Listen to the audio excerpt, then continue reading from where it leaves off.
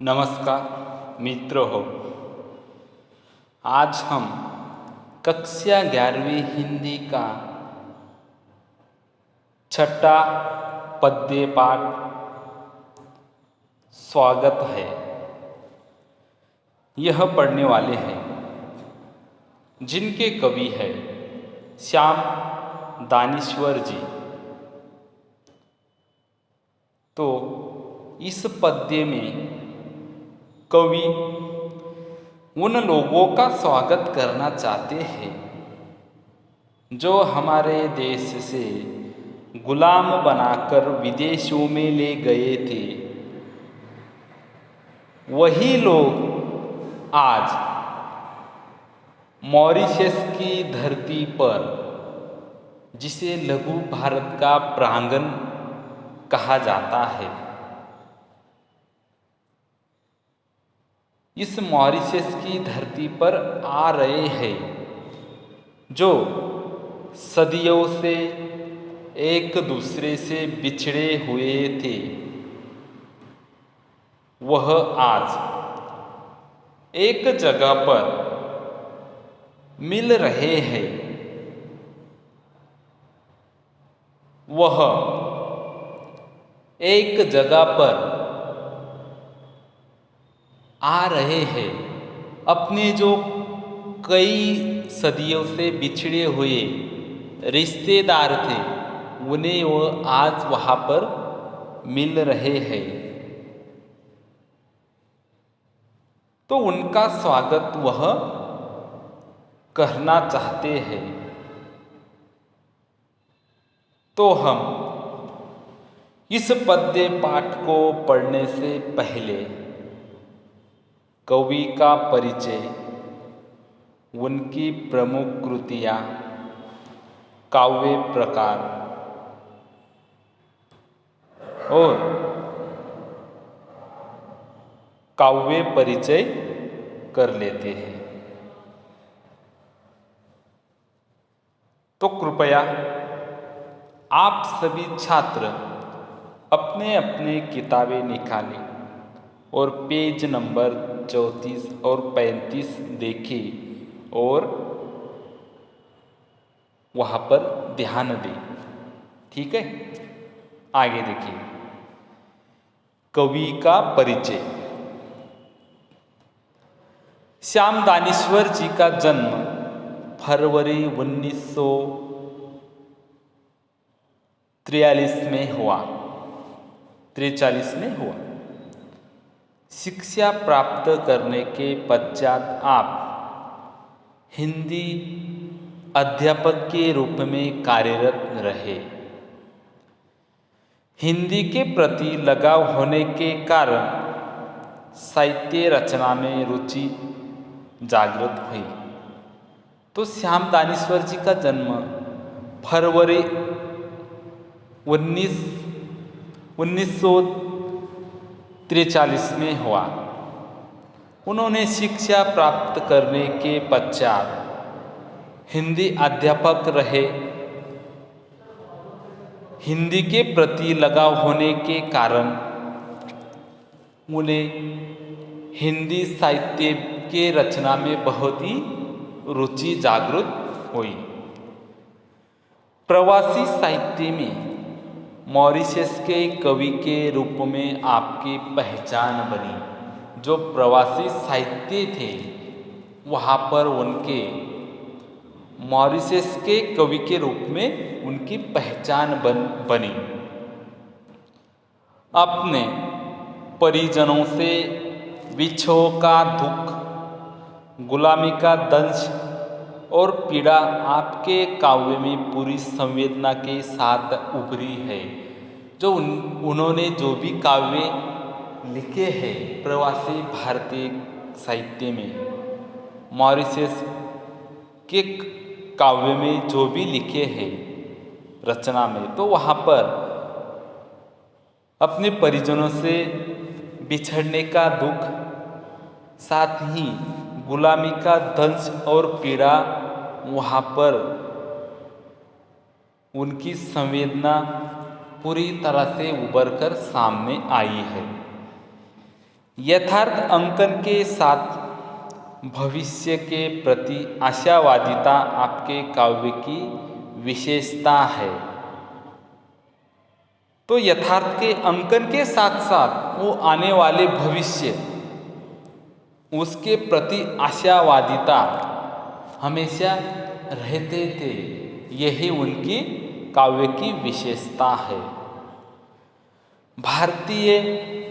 प्रवासी भारतीय साहित्य में आपका महत्वपूर्ण योगदान रहा है। श्याम दानेश्वर जी की मृत्यु 2006 में हुई। उनकी प्रमुख कृतियाँ देखिए, पागल, कमल कांड उपन्यास, ये उनके उपन्यास है।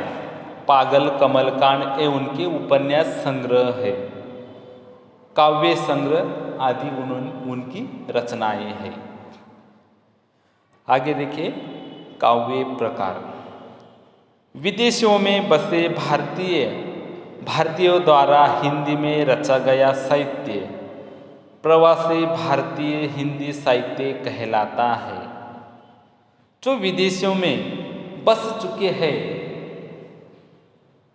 वही भारतीयों द्वारा हिंदी में रचा गया साहित्य जो है उसे प्रवासी भारतीय हिंदी साहित्य के नाम से पहचाना जाता था। इन रचनाओं ने नीति, मूल्य, मिथक, इतिहास, सभ्यता के माध्यम से भारतीयता को सुरक्षित रखा है। इन्होंने अपने रचनाओं में नीति, मूल्य, मिथक, इतिहास और सभ्यता के माध्यम से अपने भारतीयता को सुरक्षित रखा है। प्रवासी साहित्य ने हिंदी साहित्य को समृद्ध बनाने के साथ साथ पाठकों को प्रवास की संस्कृति, संस्कार एवं उस भूभाग के लोगों की स्थिति से भी अवगत कराया है। ये जो प्रवासी साहित्य है, इन्होंने हिंदी साहित्य को समृद्ध बनाने के साथ साथ पाठकों को वहाँ के संस्कृति, वहाँ का संस्कार और वहाँ के भूभाग के लोगों की जो स्थिति है उनका भी अवगत अपने रचनाओं में पाठकों को कराया है। अभिमन्यु अनंत, जोगिंदर सिंह कंवल, स्नेहा ठाकुर आदि अन्य प्रवासी साहित्यकार हैं। काव्य परिचय देखिए, प्रस्तुत कविता में कवि प्रवासी भारतीयों को अपने विगत दुखद स्मृतियां भुलाकर मॉरिशस आने के लिए प्रेरित कर रहा है। तो प्रस्तुत कविता में कवि यहाँ पर जो हमारे देश के लोग गुलाम बनकर विदेशों में गए हैं उनको कहते हैं कि पुराने दुखों को, पुराने स्मृतियों को भूलकर आप मॉरिशस की भूमि पर आ जाइए और आने के लिए प्रेरित कर रहे हैं। अब मॉरिशस की भूमि नहर के समान है। अब ये जो मॉरिशस की भूमि है हमारे नहर के समान है। नहर मतलब मायका, हमारे मायके के समान है। जहाँ परिजनों से मिलाप होगा, हमारे जो रिश्तेदार हैं उनसे हमारा मिलाप होगा, उनसे हमारा मिलन होगा। लघु भारत के आंगन में कवि सभी का स्वागत कर रहा है। कवि ने गिरमिटियों के जीवन में आए सकारात्मक पहलुओं को उजागर किया है। कवि ने जो गिरमिटिया मतलब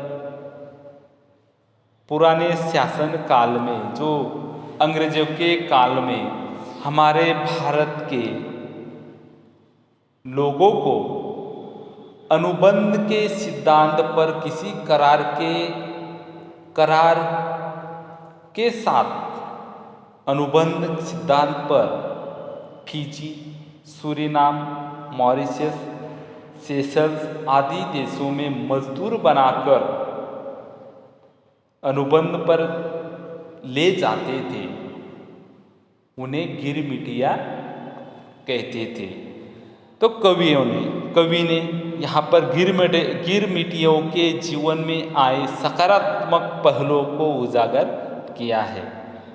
गिरमिटियों की पीढ़ियों के मन में स्थित भारतीयों की संवेदनाओं और उनकी सृजनात्मक प्रतिभाओं के दर्शन भी कराए हैं। और उनके दिलों में जो भारतीय संवेदनाएं हैं, सृजनात्मक है, प्रतिभाएं हैं, उनके दर्शन भी यहाँ पर उन्होंने कराए हैं। तो हमने यहाँ पर कवि परिचय देख लिया, प्रमुख कृतियाँ देख ली, काव्य प्रकार देख ली, काव्य परिचय करा लिया। अब हम आगे काव्य पंक्तियाँ पढ़ते हैं।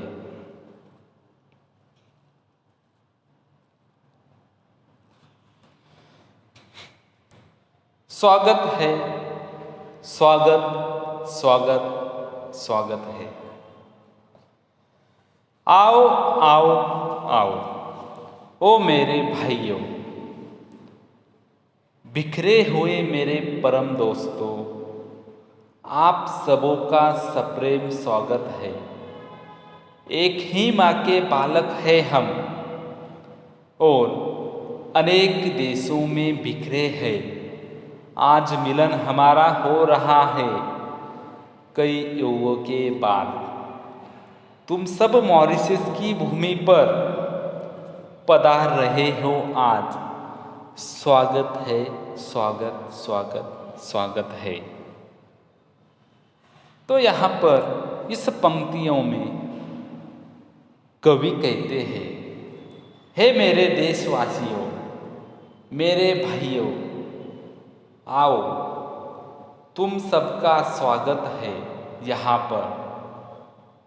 पूरी पृथ्वी पर इधर उधर बिखरे हुए मेरे प्रिय मित्रों, पूरी पृथ्वी पर मतलब कई देशों में, कई विदेशों में आप बिखरे हुए थे। आपको ले गए थे मजदूर बनाकर। तो आपका स्वागत है मॉरिशस की भूमि पर। आपका प्रेम सहित स्वागत है। हम सब एक ही माँ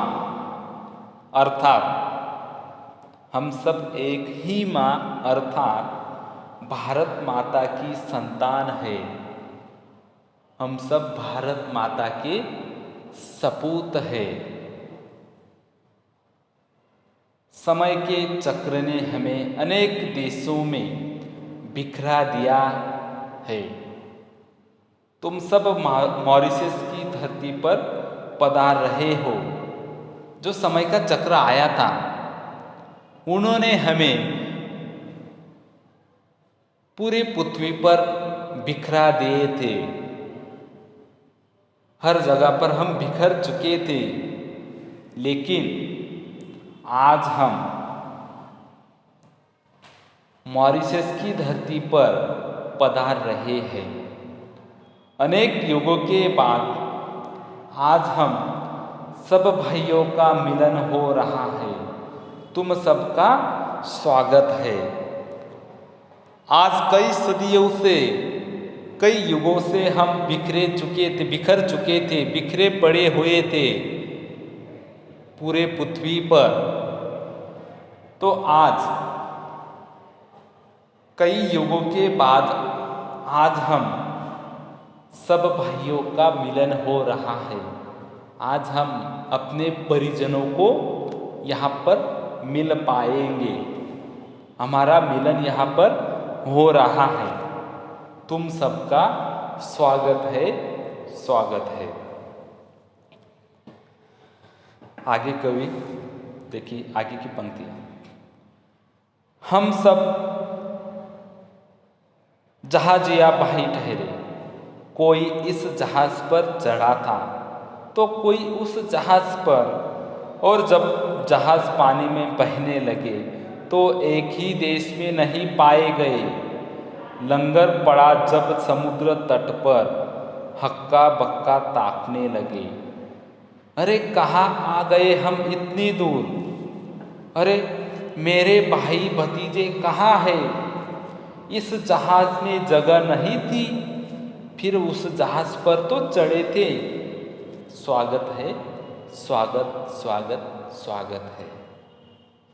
कवि आगे की पंक्तियों में कहते हैं, एक समय ऐसा आया जब हमें जबरदस्ती जहाज पर चढ़ा दिया गया था। एक ही परिवार के लोगों में से कोई एक जहाज पर चढ़ा तो कोई दूसरे जहाज पर चढ़ा। किसी को कुछ ज्ञात नहीं था कि क्या हो रहा है। हम नहीं जानते थे कि वे जहाज अलग अलग देशों को जा रहे हैं। हमें तो पता नहीं था। हम तो घर से सब एक परिवार के साथ निकले थे। हम सब जहाज़ों पर बैठ रहे थे, चढ़ रहे थे। हमें पता नहीं था कि हम कहाँ पर जा रहे हैं। हम नहीं जानते थे कि वे जहाज अलग अलग देशों को जा रहे हैं। जलयान अपनी गति से पानी पर बहने लगी और जो हमारा जहाज था वो बहुत ही तेज गति से वो पानी पर बहते हुए चले गए। जब काफी समय बाद समुद्र में लंगर डाला गया, वहां पर हमारा जहाज रुक गया